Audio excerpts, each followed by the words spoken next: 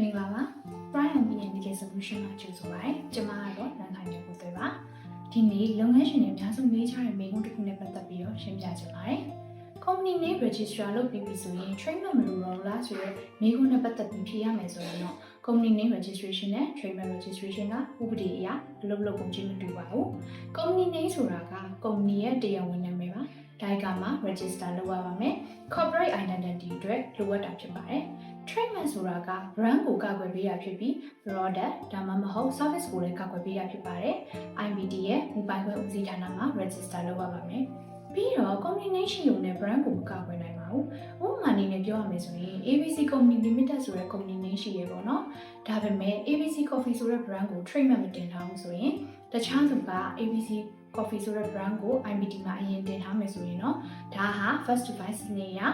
ကိုကပဲကျန်ခဲ့မှာဖြစ်ပါတယ်။